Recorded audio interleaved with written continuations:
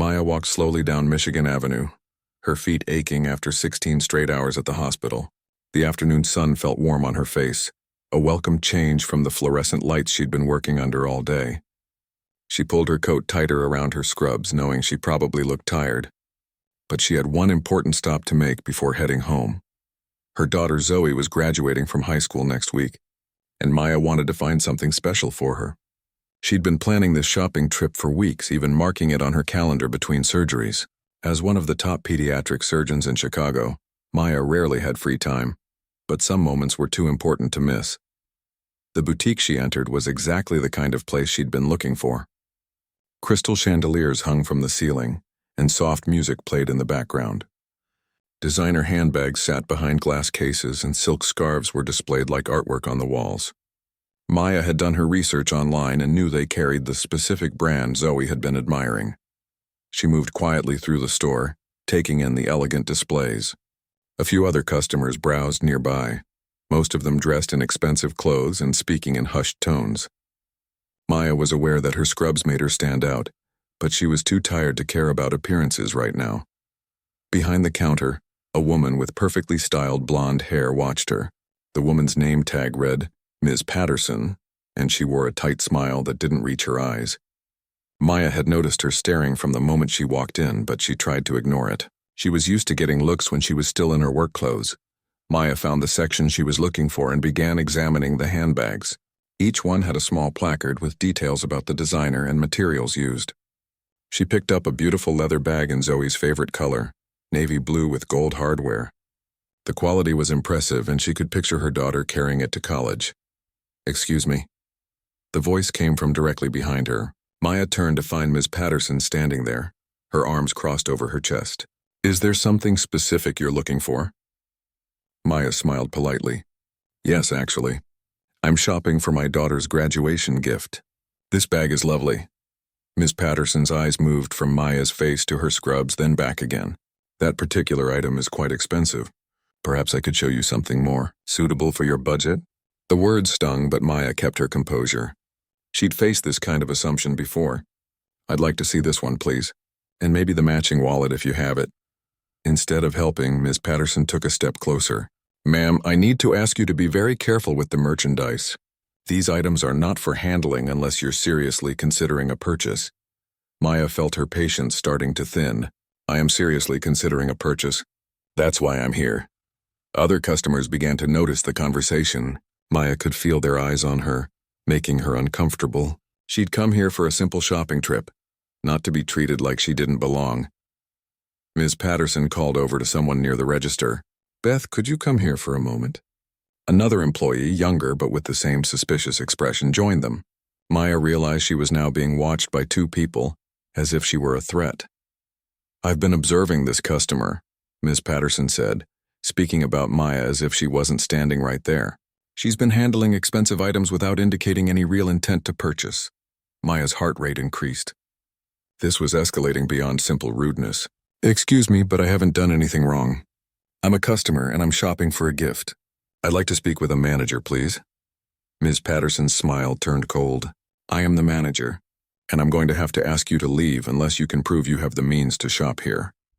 The words hit Maya like a physical blow. In all her years as a successful doctor, she'd never been asked to prove her worth like this.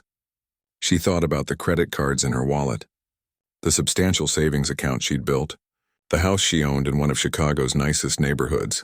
"Are you seriously asking me to prove I can afford to shop here?" Maya's voice remained steady, but she could feel anger building inside her. "Ma'am, please don't raise your voice," Ms. Patterson said, though Maya hadn't been shouting. "I'm simply trying to prevent any misunderstandings." Other customers were now openly staring. Maya felt exposed and humiliated. She'd come here during what should have been a happy moment, planning for her daughter's future, and instead found herself being treated like a criminal. Maya reached into her purse to get her identification, hoping to resolve this quickly. The moment her hand went into her bag, Ms. Patterson's demeanor changed completely. "Beth, call security," she said sharply. Now Maya froze. "What? Why are you calling security? I was getting my ID to show you who I am." "Step away from the merchandise," Ms. Patterson commanded, her voice carrying across the store. "Do not reach into your bag again. The entire store had gone quiet. Maya felt like she was in a nightmare. She was a respected surgeon, a mother, a woman who had dedicated her life to saving children, and here she was being treated like a thief for the crime of shopping while black. Her phone buzzed in her pocket. It was probably David, wondering when she'd be home. How could she explain this to him? How could she tell her husband that she'd been humiliated in a store for simply trying to buy their daughter a graduation present? Security would be here soon, Maya realized. Whatever happened next, there would be no going back. This moment would change everything, though she had no idea how much. She looked around at the other customers, seeing mixtures of curiosity and discomfort on their faces. Some looked away when she made eye contact, clearly embarrassed to witness what was happening. Others seemed to be enjoying the drama. Maya took a deep breath and tried to center herself. She thought about all the challenges she'd overcome to get where she was. Medical school, residency, building her practice. She'd faced discrimination before, but never so blatantly, never so publicly. The sound of footsteps in the hallway told her security was almost there. Her hands trembled slightly as she realized how quickly her peaceful afternoon had turned into something she'd never expected. All she'd wanted was to buy a beautiful gift for her daughter. Now she was about to face security guards who would assume she was guilty of something, simply because a store manager had decided she didn't look like she belonged. Maya straightened her shoulders and prepared herself for whatever came next. The security guard who entered the store was a large man with a stern expression. His uniform was crisp and he carried himself with the authority of someone used to handling problems. Maya hoped he would listen to reason and help clear up this misunderstanding. "What seems to be the issue here?" the guard asked, looking between Maya and Ms. Patterson. Ms. Patterson immediately stepped forward. "This woman has been acting suspiciously. She's been handling expensive merchandise, and when I asked her about her intentions, she became defensive and reached into her purse. I'm concerned she may be concealing something." Maya felt her mouth drop open. "That's completely untrue. I was reaching for my identification because you asked me to prove I could shop here. I haven't done anything suspicious." The security guard looked Maya up and down, taking in her scrubs and tired appearance. His expression hardened. "Ma'am, I'm going to need you to step over here with me." "Why?" "I haven't done anything wrong." Maya's voice carried a note of desperation that she hated hearing. "Ma'am, please don't make this more difficult than it needs to be," the guard said, moving closer to her. "The store manager has expressed concerns and I need to address them." Maya looked around the store, hoping someone would speak up for her. Several customers had their phones out now, recording the encounter. She felt exposed and vulnerable, like an animal in a zoo being observed by strangers. "I want to call my husband," Maya said, reaching for her phone. "Stop right there," the security guard commanded. "Don't reach for anything. Keep your hands where I can see them." Maya's hands froze in midair. The absurdity of the situation was overwhelming. She was being treated like a dangerous criminal when all she'd done was try to shop for her daughter. Ms. Patterson addressed the small crowd that had gathered. "I apologize for the disruption, folks. We're just handling a security matter. Please feel free to continue shopping." But nobody moved away. If anything, more people seemed to be gathering to watch the spectacle. Maya felt tears threaten to form in her eyes, but she refused to let them fall. She wouldn't give these people the satisfaction of seeing her breakdown. "What exactly are you accusing me of?" Maya asked, her voice steady despite her inner turmoil. The security guard pulled out a small notebook. The store manager reported suspicious behavior and possible attempted theft. "I need to search your purse and ask you some questions." "Search my purse? You want to search my purse because I looked at a handbag?" Maya's voice rose slightly, and immediately the guard's posture became more aggressive. "Ma'am, you need to calm down. Getting agitated isn't going to help your situation." "My situation? What situation?" "I came here to buy a graduation gift for my daughter. I'm a pediatric surgeon at Northwestern Memorial Hospital. I save children's lives for a living, and you're treating me like a criminal." The guard exchanged a look with Ms. Patterson. "People claim to be all sorts of things when they're caught doing. Show something they shouldn't," he said dismissively. Maya felt like she'd been slapped. "Caught doing what? What exactly have I been caught doing?" "Ma'am, if you could just cooperate with the search, we can get this resolved quickly," the guard said, holding out his hand expectantly. Maya looked at the faces around her. Some people seemed uncomfortable with what they were witnessing, but no one was stepping forward to help. She thought about all the times she'd heard stories like this and wondered why the victims didn't just comply to get it over with. Now she understood. There was a principle at stake here. No, Maya said quietly. I will not submit to a search without cause. I haven't stolen anything, I haven't threatened anyone, and I haven't done anything that would justify this treatment. The guard's expression darkened. Ma'am, you're making this very difficult. The store has the right to protect its merchandise and you're on private property. And I have rights too, Maya replied. The right not to be discriminated against because of the color of my skin. A murmur went through the crowd at her words. Some people shifted uncomfortably, while others leaned in closer, clearly intrigued by the drama unfolding before them. Ms. Patterson stepped forward again. This has nothing to do with race. This is about suspicious behavior and store security. Really? Maya turned to face her directly. Tell me, how many white customers have you followed around your store today? How many well-dressed white women have you asked to prove they can afford to shop here? The manager's face flushed red. I resent the implication that this store discriminates against anyone. We treat all customers equally, do you? Maya gestured to the crowd around them. Because I don't see anyone else being subjected to this treatment. I don't see anyone else being followed and watched like they're about to steal something. An older white woman in an expensive coat spoke up from the crowd. I've been shopping here for years, and I've never been asked to prove anything. Her comment sent another ripple through the gathering crowd. The security guard seemed to realize the situation was getting out of control. Ma'am, I'm going to have to ask you to come with me to the office so we can sort this out privately. No, Maya said firmly. If you want to accuse me of something, you can do it right here. I'm not going anywhere with you. Ma'am, you're being uncooperative with a security investigation. If you don't comply, I'll have to call the police. Maya felt her heart sink. The police. This nightmare was about to get even worse. She thought about her daughter, who would be expecting her home soon. She thought about her patients at the hospital, who depended on her steady hands and clear judgment. How had her life spiraled into this chaos so quickly? Call them, Maya said, her voice barely above a whisper. Call the police. Let's see what they have to say about your security investigation. The guard pulled out his radio and spoke into it in low tones. Maya couldn't make out all the words, but she heard enough to know that police officers would soon be on their way. More customers had gathered now, and Maya could hear whispered conversations around her. Someone behind her said, "This is exactly what happened to my sister at that store downtown." Another voice said, "She seems like a nice lady. Why are they doing this to her?" But there were other voices too. "If she has nothing to hide, why doesn't she just let them search her purse? She's making a big scene over nothing." Maya closed her eyes for a moment and tried to center herself. She thought about all the challenges she'd overcome in her life.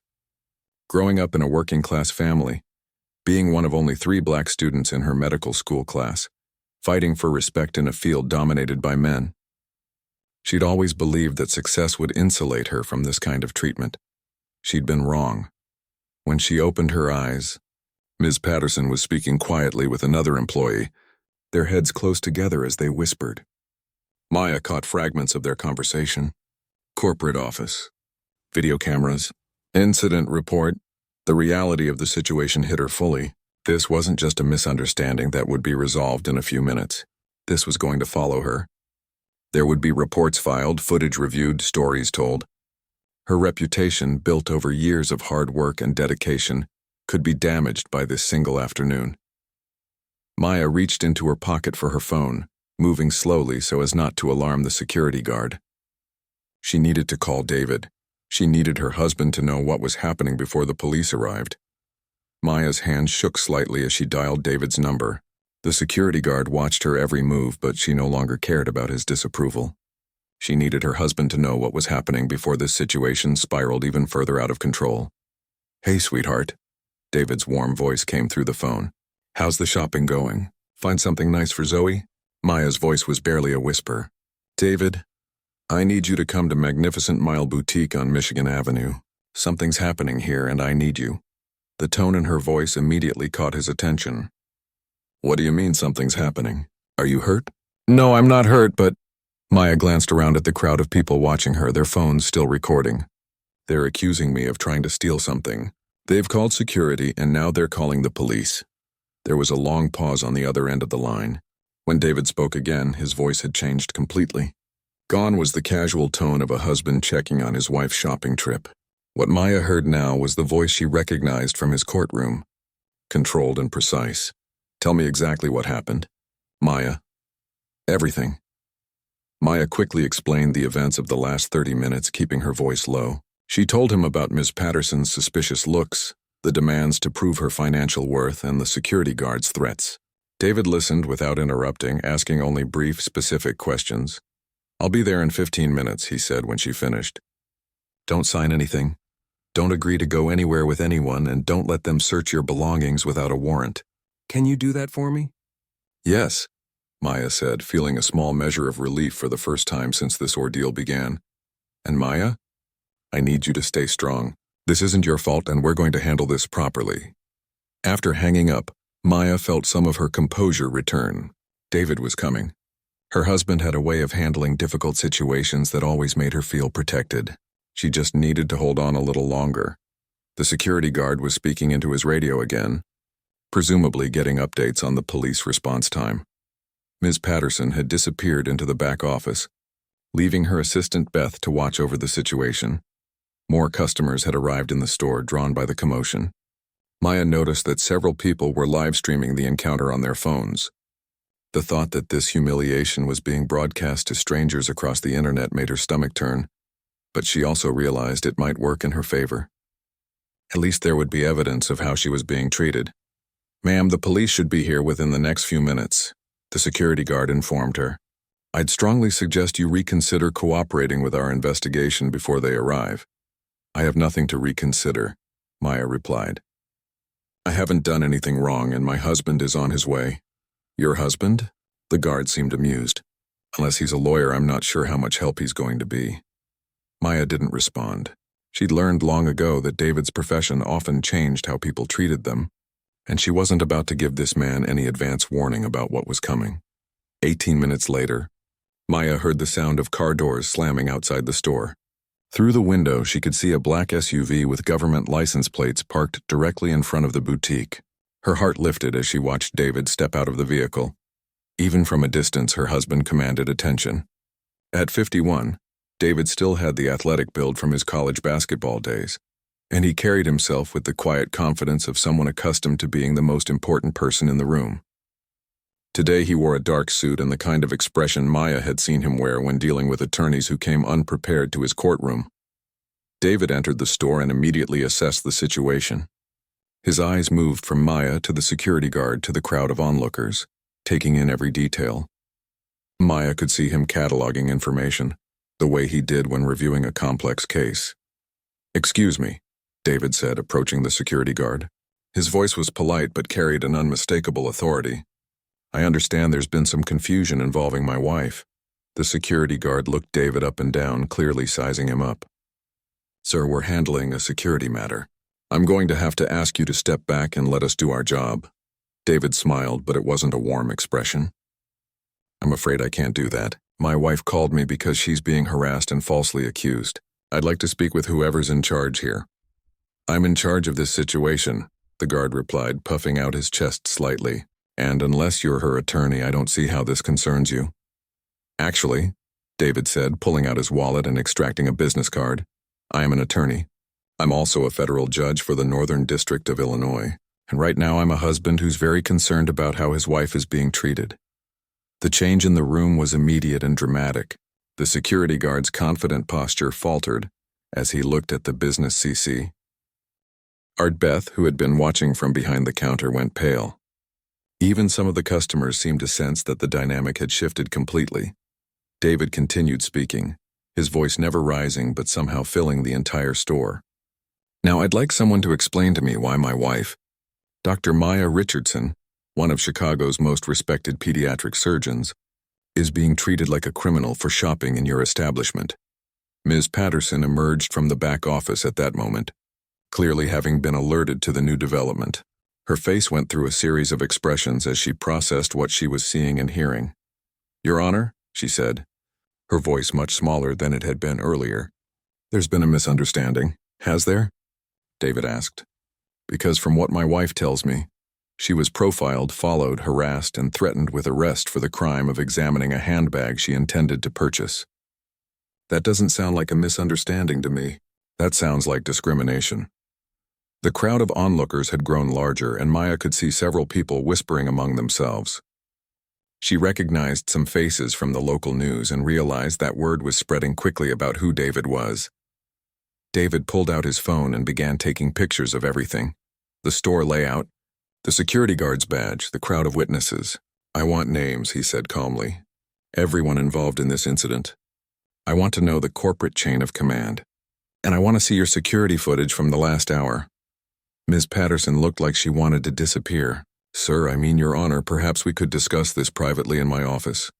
"No," David said firmly. "This humiliation happened in public, so the resolution will happen in public too. My wife has nothing to hide, and neither do I." Maya felt tears of relief forming in her eyes. For the first time since this nightmare began, she felt like someone was fighting for her. David had arrived and immediately shifted the balance of power in the room.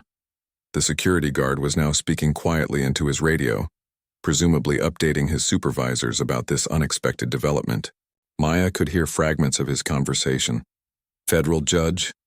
Wife, need management here immediately." David moved to stand beside Maya, taking her hand in his. "Are you okay?" he asked softly. "I am now," Maya replied, and she meant it. David squeezed her hand and turned back to address the store staff. "Now then, let's discuss how we're going to resolve this situation properly." David didn't immediately reveal the full extent of his position or influence. Instead, he began methodically documenting everything that had transpired, treating the situation like the legal matter it was rapidly becoming. "I'd like to speak with your district manager," David said calmly to Ms. Patterson, "and I need the contact information for your corporate headquarters." Ms. Patterson's hands were visibly shaking as she fumbled with her phone. "I can call them right now, Your Honor. I'm sure we can work this out without involving corporate." "Oh, we're absolutely involving corporate," David replied. "This isn't something that gets swept under the rug with an apology and a discount coupon." The security guard was now standing awkwardly to the side, clearly unsure of his role in this transformed situation. His radio crackled with incoming messages, and Maya could hear someone asking for updates on the judge situation. David began walking slowly around the immediate area where the incident had occurred, taking photos with his phone and making notes.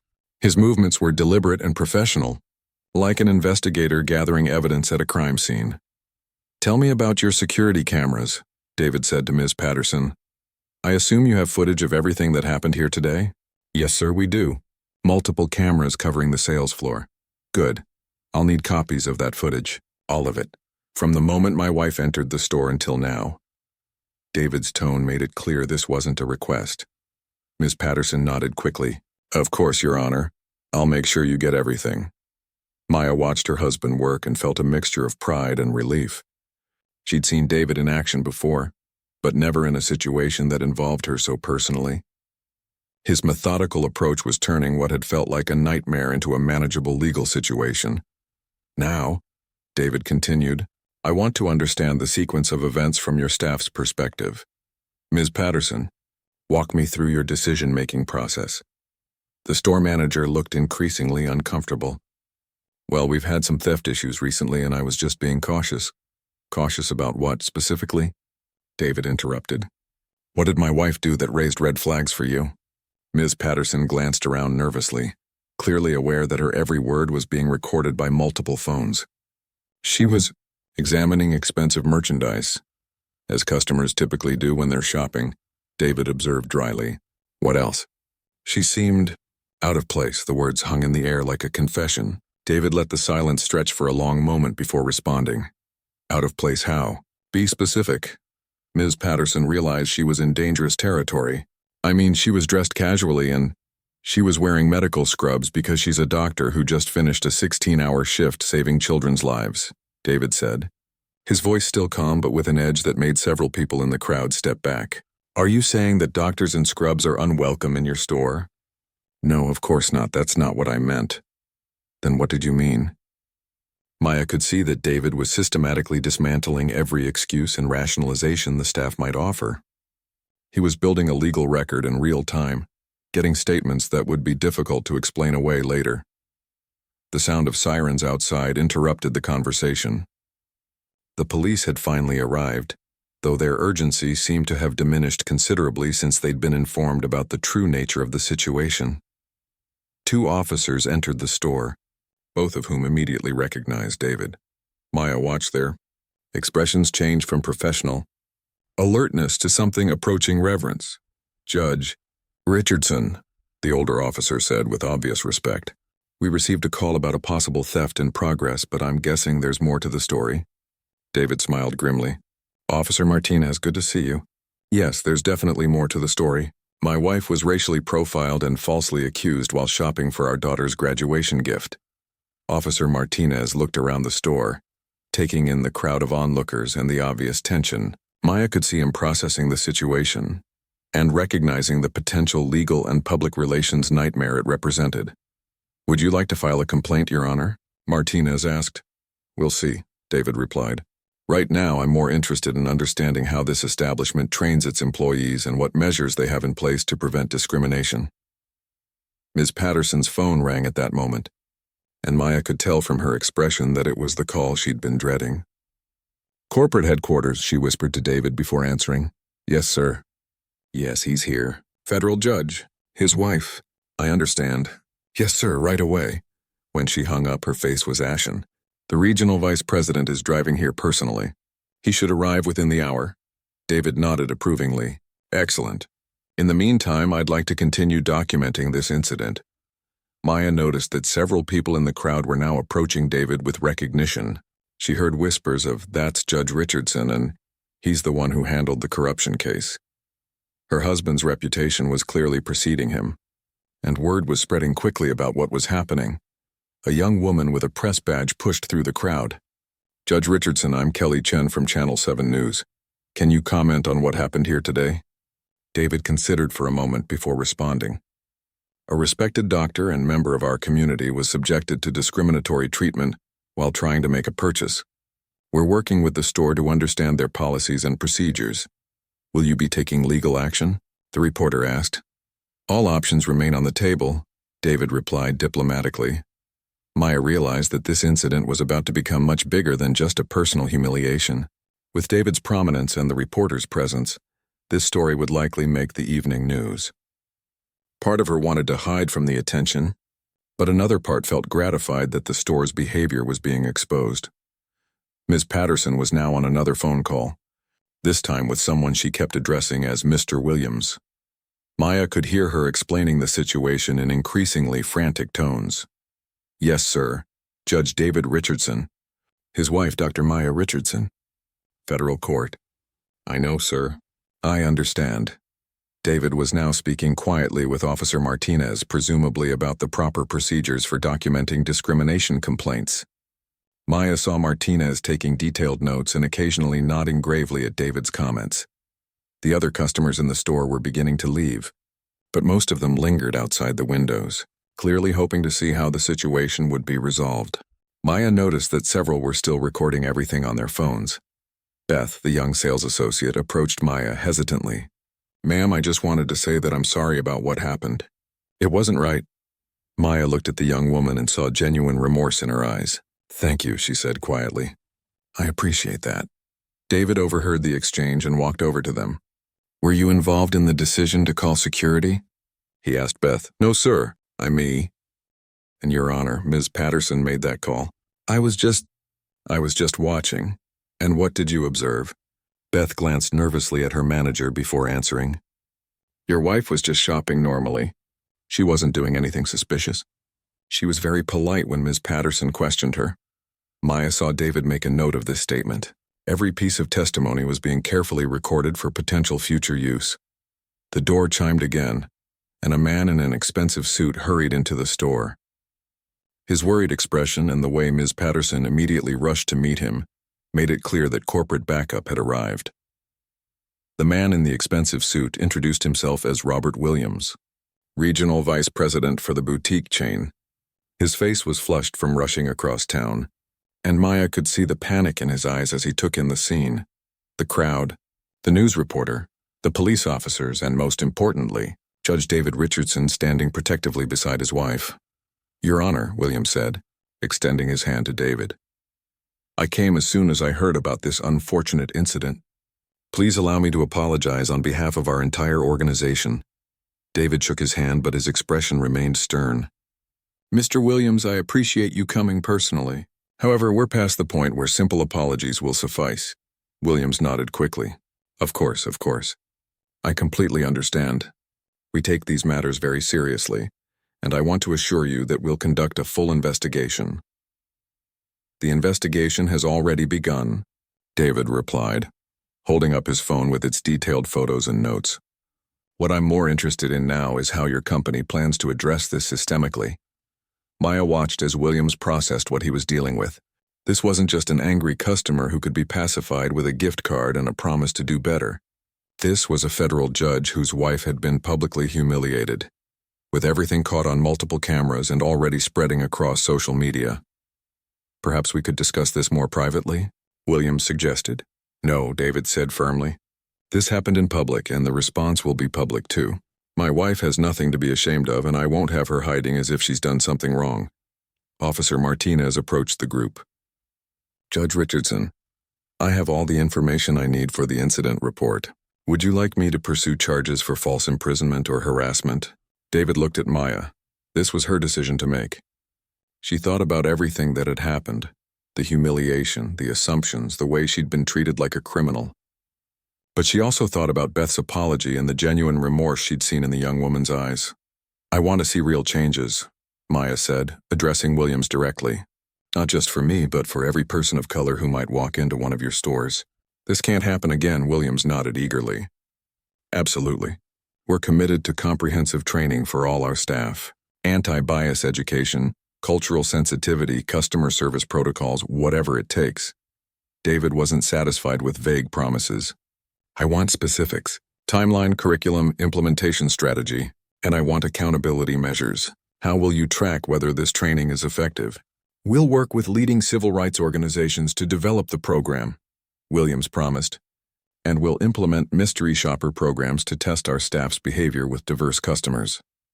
The news reporter had been quietly taking notes during this exchange. "Judge Richardson, do you feel that this represents a broader pattern of discrimination in retail establishments?" Maya stepped forward to answer. "Unfortunately, yes.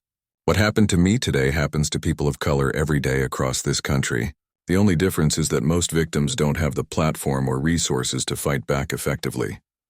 Her words resonated through the crowd that had gathered. Maya saw several people nodding in agreement, and she realized that this moment had become about more than just her personal experience. David put his arm around Maya's shoulders. "My wife is one of Chicago's most respected pediatric surgeons. She's saved countless children's lives. She's contributed immeasurably to our community, and she deserved to be treated with dignity and respect today. Every customer deserves that." Williams was now speaking quietly with Ms. Patterson, who looked like she might be sick. Maya couldn't hear their conversation, but she could see that the store manager's future with the company was very much in question. "What about the security guard?" Maya asked. "He was just as guilty of making assumptions and treating me poorly." Williams looked over at the guard, who had been trying to make himself invisible during the corporate discussion. "We contract with a private security firm. I'll be having serious conversations with them about their training and protocols." David pulled out a business card and handed it to Williams. "I want a written report on all the actions your company takes in response to this incident. Training records, policy changes, personnel decisions, everything. And I want it within 30 days. Of course, Your Honor. You have my word. And I want financial compensation to be donated to organizations that fight retail discrimination," Maya added. "Not to us personally, but to groups that can use it to help other victims." Williams nodded quickly. "We can absolutely arrange that. How much would be appropriate?" David smiled slightly. "Oh, I think you'll find that amount becomes very clear once you review your legal exposure here. Between the civil rights violations, the false imprisonment, and the intentional infliction of emotional distress, this incident could be quite costly if it went to court." Maya could see Williams doing mental calculations about potential lawsuits, settlement costs, and public relations disasters. The amount would indeed become clear very quickly. Kelly Chen, the news reporter, had been recording everything. Mrs. Richardson, what do you hope other people take away from your experience today?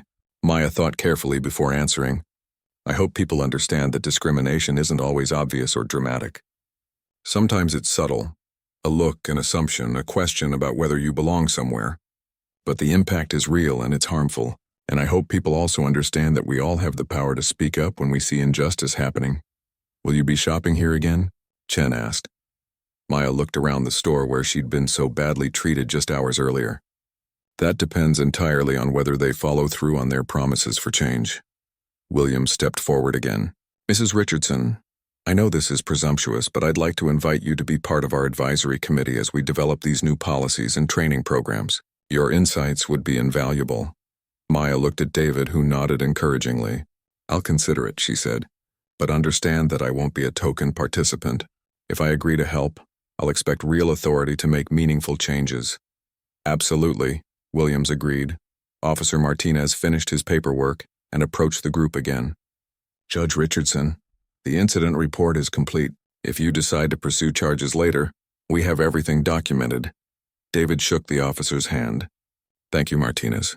Your professionalism today was exactly what it should have been.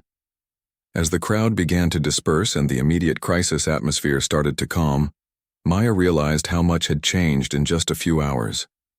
What had begun as a simple shopping trip for her daughter's graduation gift had become a catalyst for potentially significant change in how this retail chain treated all its customers.